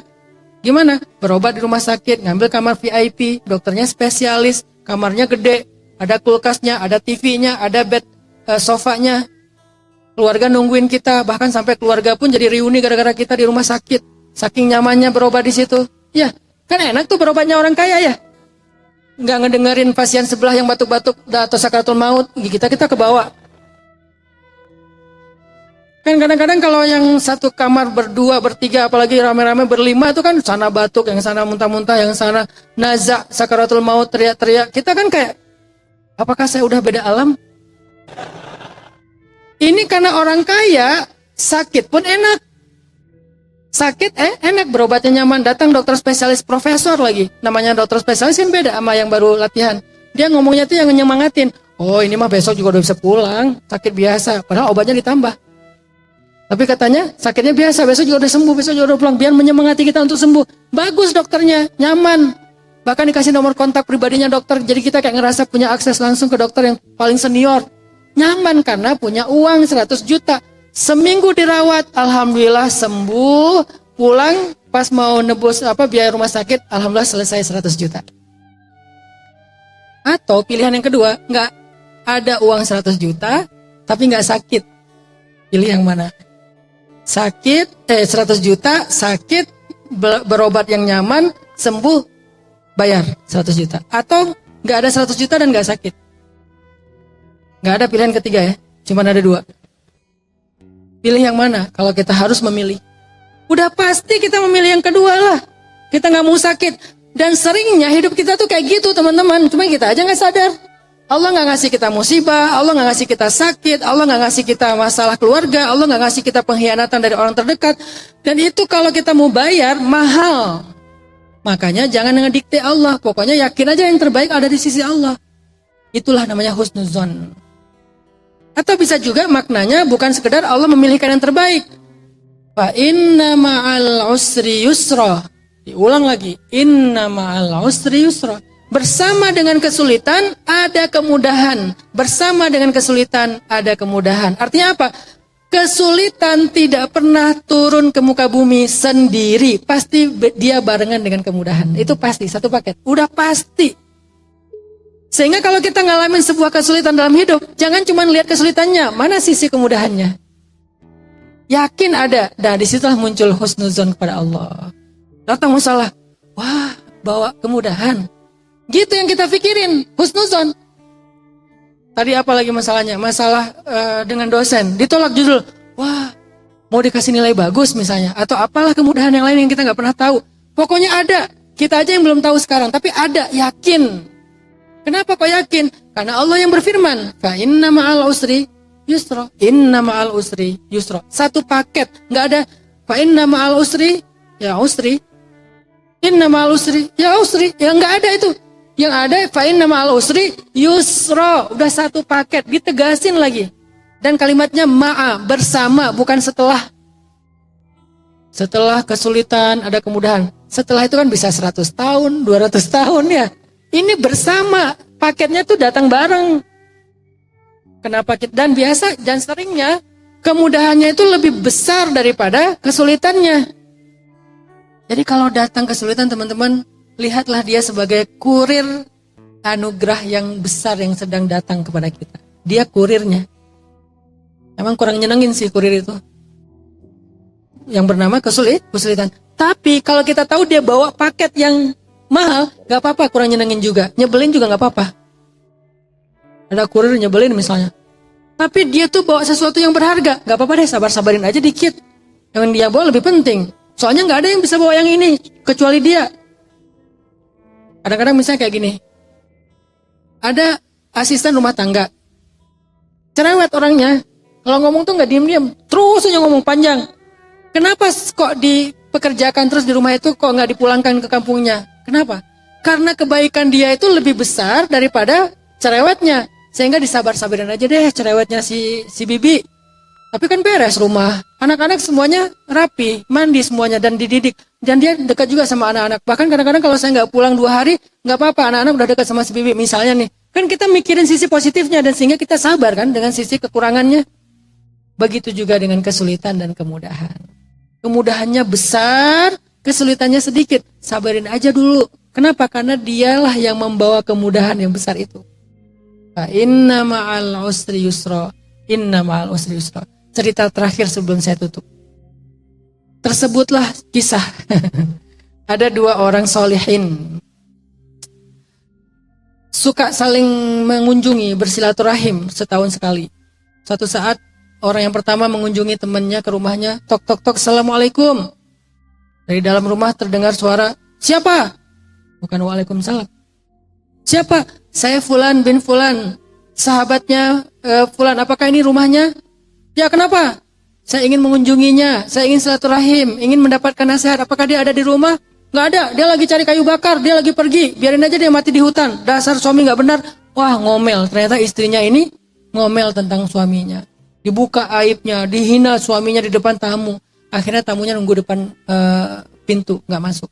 Tiba-tiba datanglah laki-laki sahabatnya itu dari hutan, cari kayu bakar, datang, turun dari bukit, bawa kayu bakar. Tapi uniknya kayu bakarnya dipikulkan ke atas seekor singa. Singa bawa kayu bakar dia. Bukan keledai, bukan domba, bukan sapi, singa. Singa bawa kayu bakar, dia jalan kayak Tarzan. Wis gaya gitu. Assalamualaikum, waalaikumsalam, Masya Allah. Akhirnya mereka ketemu, ditaruhlah kayu bakar di belakang, terus dia katakan, kembalilah engkau dengan izin Allah ke hutan. Singa itu langsung balik ke hutan. Masuk ke rumah. Sampai di dalam rumah, yang punya rumah laki-laki ini, dia masak sendiri, dia hidangin sendiri, tamunya dia ladeni sendiri. Istrinya di kamar, tidur-tiduran, gak ngapa-ngapain. Jadi semua diurus sendiri. Lalu mereka duduk, makan bareng, cakap-cakap, setelah itu tamunya pulang. Tahun depan giliran datang lagi. Setiap tahun dia datang. Tahun depan datang, tok-tok, Assalamualaikum. Waalaikumsalam. Hah, beda. Tahun kemarin siapa? Kalau sekarang Waalaikumsalam. Suaranya pun udah lembut. Dengan siapa? Saya Fulan, saya sudah sahabatnya Fulan. Apakah dia ada di rumah? Oh, dia nggak di rumah, dia lagi nyari kayu bakar. Dia seorang suami yang baik, dia bertanggung jawab, soleh. Wah, dipuji suaminya. Hah, kaget dia. Nunggu depan rumah. Tiba-tiba laki-laki itu datang, turun dari bukit, bawa kayu bakar, dipikul sendiri. Udah nggak ada cerita singa. Susah payah mikul kayu bakar. Saudaraku, akhirnya ketemu, taruh kayu bakar di belakang rumah, masuk ke rumah. Ketika masuk ke rumah, istrinya masakin untuk mereka masakan yang enak, dihidangin segala macam. Terus dikatakan, ada lagi yang engkau butuhkan, maaf ya kami nggak bisa menyambut tamu dengan baik. Suaminya sama sekali nggak kesusahan di rumah itu, karena semua dilakukan sama istrinya. Laki-laki ini heran. Ya Fulan, aku heran dengan kehidupanmu. Apa yang sedang engkau alami dalam 2 tahun ini? Dia cerita, saudaraku, tahun lalu engkau datang ke sini ketika aku sedang diuji oleh Allah dengan kesulitan di dalam rumah. Engkau tahu istriku? Oh iya, tahu banget. Allah sedang mengujiku dengan istriku. Dia selalu menyakiti perasaan aku, dia menghina aku, membuka aibku, dia nggak pernah taat kepada aku. Allah mengujiku dengan kesulitan di dalam rumah. Tetapi di waktu yang sama, Allah memberikan kemudahan bagiku di luar rumah. Sehingga ketika aku mencari kayu bakar, Allah utus banyak sekali makhluk-makhluknya untuk membantu aku. Termasuk yang kau saksikan. Kadang rusak. Kebenaran pas kamu datang itu singa. Singa bawain kayu bakarnya. Tapi kemudian istriku itu meninggal dunia. Lalu aku dikaruniai istri berikutnya, solehah, baik, taat, sangat menolong suaminya, memudahkan suaminya. Sehingga aku tidak lagi dapat kemudahan di luar rumah. Kenapa? Sudah dapat kemudahan di dalam rumah. Kadang hidup kita kayak gitu teman-teman. Ketika kita dapat kesulitan di satu sisi, jangan lihat itu doang. Betapa kesulitan di sisi itu telah membawa banyak kemudahan kita di sisi yang lain. Kita nggak sadar. Falimal, ya kenapa akhirnya kita berkeluh kesah lalu berputus asa? Bukankah fa inna ma'al usri yusra? Kalau kita udah yakin dengan ayat ini, begitu datang kesulitan, kita jadi bukan lagi takut, malah, bawa kemudahan nih, Masya Allah. Semangat gitu menghadapi kesulitannya. Tapi kalau gitu boleh nggak Ustaz minta berdoa kepada Allah supaya ditarik kesulitannya? Boleh. Berdoa boleh, tapi mengeluh enggak. Kenapa? Kalau kita mengeluh dan mengusir kesulitan dengan keluh kesah, bisa jadi Allah akan mengangkat kesulitan beserta dengan kemudahan sekaligus. Tapi kalau kita berdoa kepada Allah supaya diangkat kesulitan, maka Allah berkenan mengangkat kesulitan dan membiarkan kemudahan tetap bersama kita. Makanya yang dilarang itu berkeluh kesah. Berdoa minta yang terbaik boleh, itu bukan keluh kesah. Ya Allah, saya sakit. Engkau Maha Penyembuh, sembuhkan saya. Padahal sakit datang membawa kemudahan. Tapi karena kita berdoa, sakitnya diangkat, kemudahannya tetap. Tapi kalau kita sakit, kita ngeluh. Ya Allah, kurang apa lagi dari saya? Kenapa kok harus saya? Apa maunya engkau kepada saya? Yang lain gak kayak gini, bla bla bla bla bla. Allah angkat kesulitan beserta dengan juga kemudahan sekaligus. Yang dilarang adalah berkeluh kesah. Mudah-mudahan ini menjadi 1 hour booster, 1 jam booster menyemangati kita, nambah iman. Maka terakhir saya titip Yuk kita belajar thiqah kepada Allah. Itulah modal kita untuk menjalani dinamika hidup sehingga kita nggak mudah kena mental. Barakallahu fikum. Wassalamualaikum warahmatullahi wabarakatuh. Waalaikumsalam warahmatullahi wabarakatuh. Insyaallah kita teman-teman akan menutup pertemuan dengan Gurunda Ustaz Hanan Attaqi dengan muhasabah. Tapi sebelum itu ada teman-teman yang membawa sunduk, membawa infak. Jadi untuk teman-teman yang sudah mempersiapkan infak terbaiknya, kami persilakan untuk dapat mengisi sunduk yang dibawa oleh rekan-rekan panitia. Silakan, tolong dibantu teman-teman sekalian. Ya. Dan juga kita terbuka untuk teman-teman yang mau viral di langit, yang ingin support dakwah Ustaz Hanan Attaqi dengan memberikan sejumlah 1 juta rupiah. Insya Allah akan diberikan sebuah Al-Quran merchandise official dari Ustaz Hanan Attaqi dan akan ditandatangan secara langsung, juga beserta merchandise official juga dari Shift Merch berupa kaos ya. Jadi untuk teman-teman yang ingin mensupport dakwah dengan mendonasikan senilai 1 juta rupiah, insya Allah akan mendapatkan official merchandise berupa Al-Quran yang akan ditandatangani oleh Gurunda Ustaz Hanan Attaqi, juga official merchandise dari Shift Merch. Jika ada yang mau, teman-teman boleh angkat tangan, langsung dibantu oleh teman-teman panitia untuk ke depan, silahkan. Ya, silahkan langsung ke depan. Insya Allah teman-teman, sekali lagi ini untuk support dakwah, sekali lagi teman-teman dengan mendonasikan senilai 1 juta rupiah, teman-teman sudah mensupport program dakwah. Jadi untuk teman-teman yang mau mendonasikan senilai 1 juta rupiah, silakan boleh angkat tangan, dibantu oleh teman-teman panitia.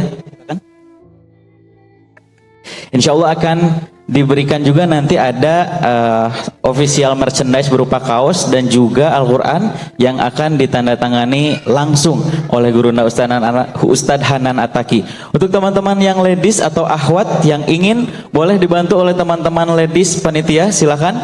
Oleh teman-teman panitia akhwat, silakan. Yang ingin, silakan. Untuk teman-teman, ini merchandise-nya kebetulan kita terbatas membawa ke Batam. Jadi untuk teman-teman yang ingin support dakwah dan akan mendapatkan sekali lagi Al-Quran, juga official merchandise berupa kaos dari Shift Merch. Untuk teman-teman silakan, ada lagi yang mau? Teman-teman support dakwah senilai 1 juta rupiah. Teman-teman ada lagi yang mau? Langsung ke depan, dibantu oleh teman-teman. Boleh ke depan, silakan abangnya. Silakan. Sekali lagi ini terbatas, hanya ada sekitar 15 saja. Insya Allah nanti akan ditandatangani secara langsung oleh guruna kita Ustaz Hanan Attaqi di Al-Quran, dan juga akan mendapatkan nanti shift official merchandise berupa kaos. Silakan. Masih ada? Ada? Oke. Silakan. Untuk ada lagi, silakan langsung ke depan. Untuk teman-teman akhwat yang ingin juga kami persilakan untuk dapat dibantu oleh teman-teman panitia yang akhwat, silakan. Ya, nanti insya Allah akan ditandatangani secara langsung oleh Gurunda Ustaz Hanan Attaqi. Yang berminat untuk support dakwah, silakan dapat langsung ke depan. Ya, masih ada. Baik, insya Allah kita akan menutup dengan muhasabah. Jadi untuk teman-teman mungkin yang sudah berdiri, silakan untuk duduk kembali. Insya Allah kita akan menutup rangkaian tablik akbar bersama Gurunda Ustaz Hanan Attaqi dengan muhasabah. Insya Allah. Sekali lagi untuk teman-teman, untuk yang ingin mensupport dakwah, kami tunggu setelah muhasabah. Silakan untuk dapat menghubungi teman-teman panitia.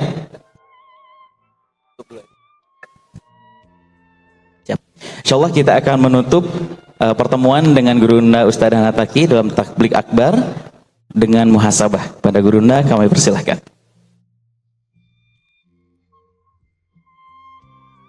A'udzu billahi minasy syaithanir rajim. Bismillahirrahmanirrahim. Alhamdulillahi Rabbil Alamin, hamdan yuwafi ni'amahu wa yukafi'u mazidah. Ya Rabbana lakal hamdu kama yanbaghi li jalali wajhikal karim. لجلال وجهك الكريم وعظيم سلطانك. اللهم صل وسلم وبارك على سيدنا محمد وعلى آله وصحبه أجمعين. يا الله يا رحمن يا رحيم يا رب العالمين. اللهم إليك أسلمنا وبك آمنا وعليك توكلنا وبك آمنا وإليك نبنا وبك خاصمنا. نعوذ بعزتك أن تضلنا. أنت الحي الذي لا يموت والجن والإنس يموتون. اللهم إنا نسألك بأننا نشهد أنك أنت الله لا إله إلا أنت يا رحمن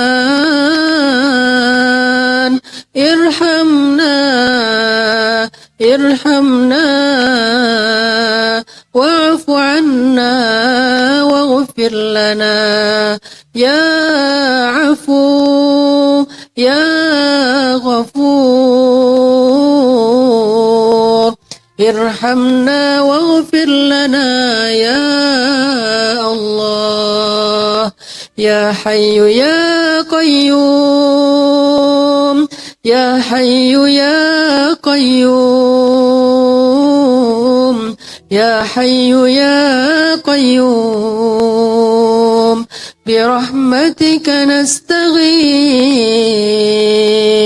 أصلح لنا شأننا كله أصلح لنا شأننا كله ولا تكلنا إلى أنفسنا طرفة عين.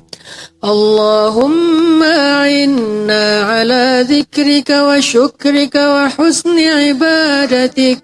ربنا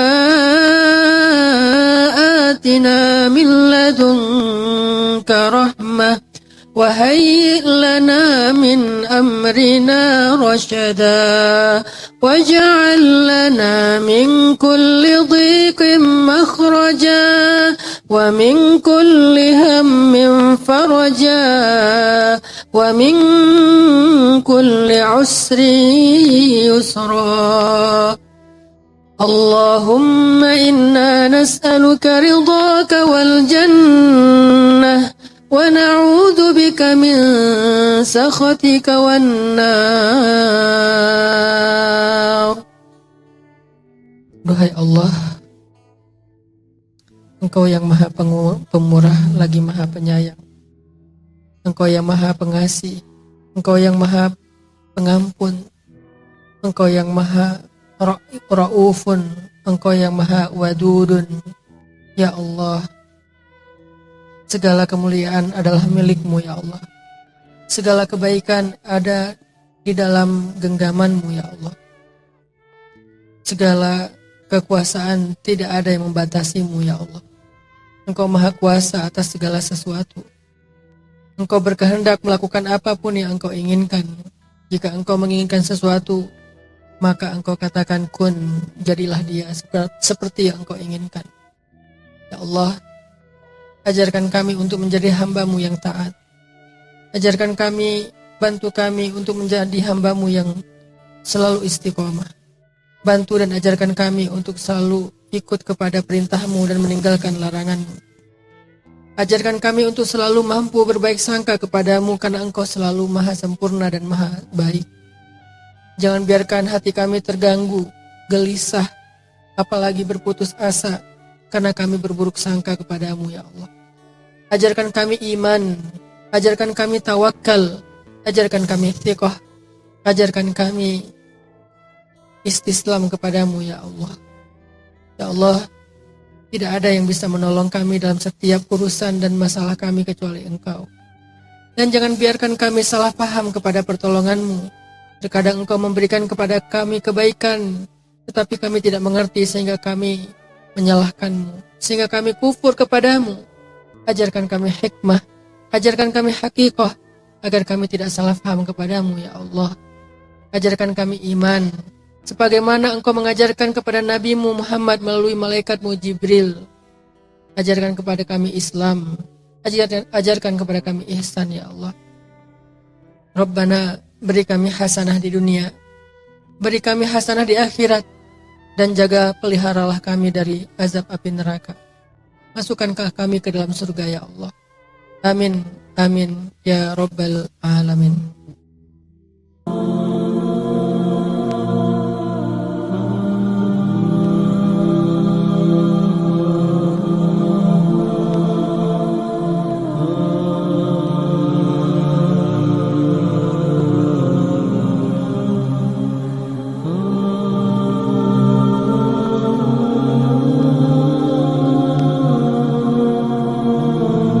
Saya pengen cerita.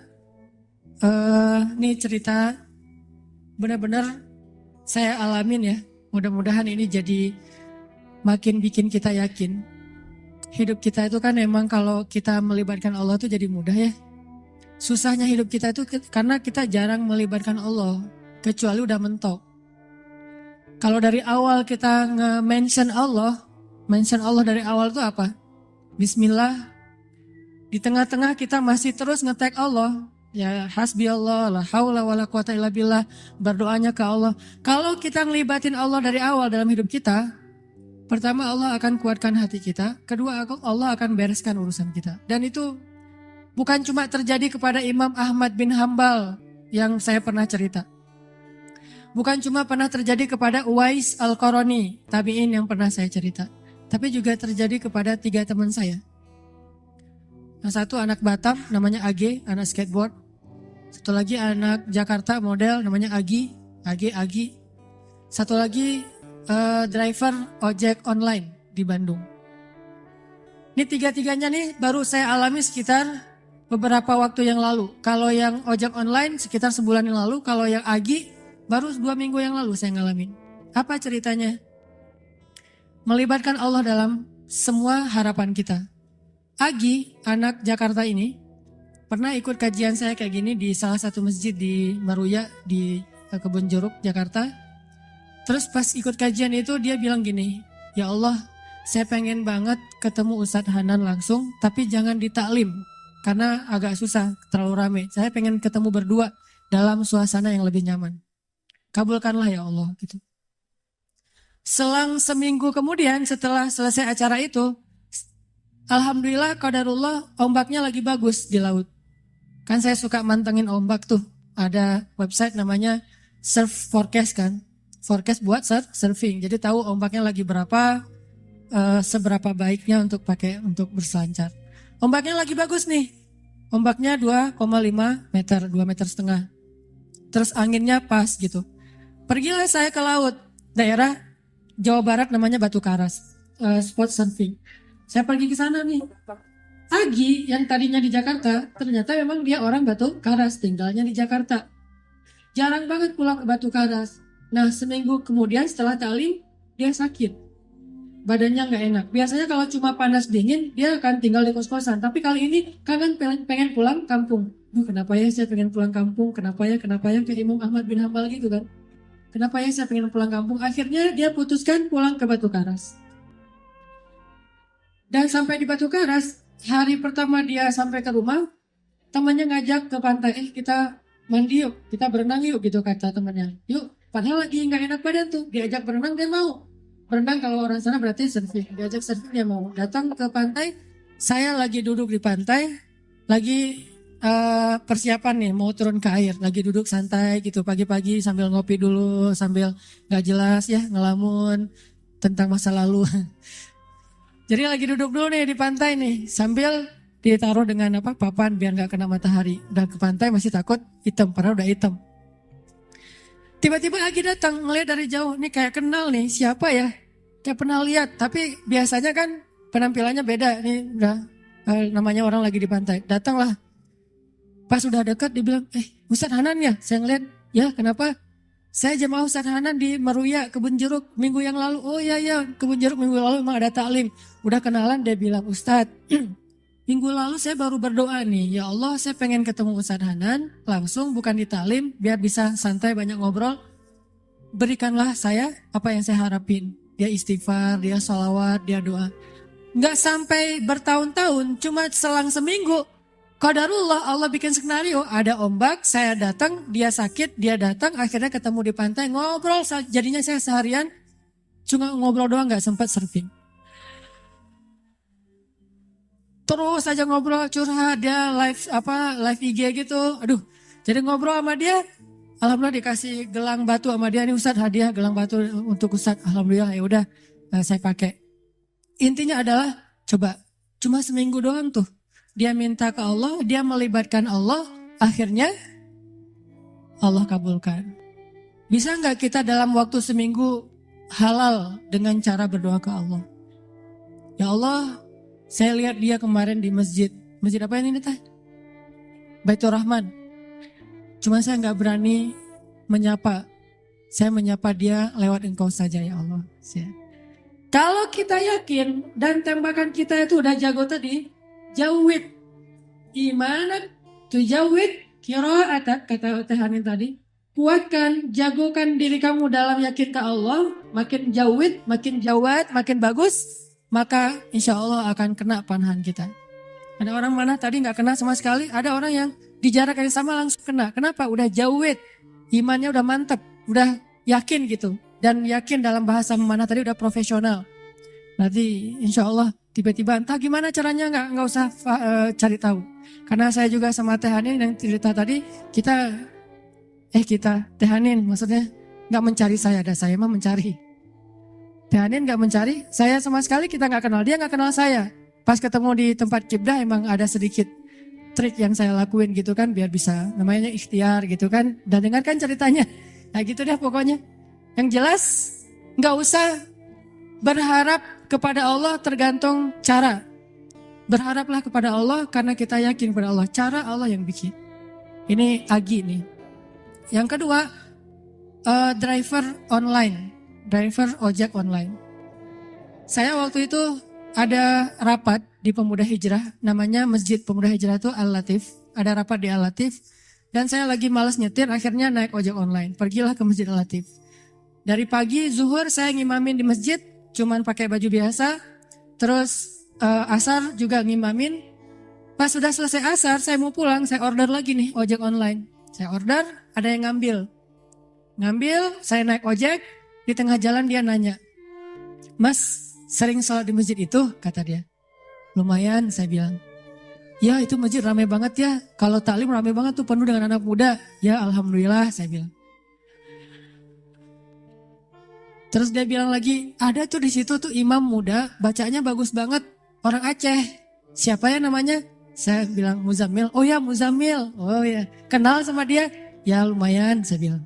Dari tadi lumayan aja semuanya. Mas suka ikut taklim juga di situ? Kadang-kadang, saya bilang.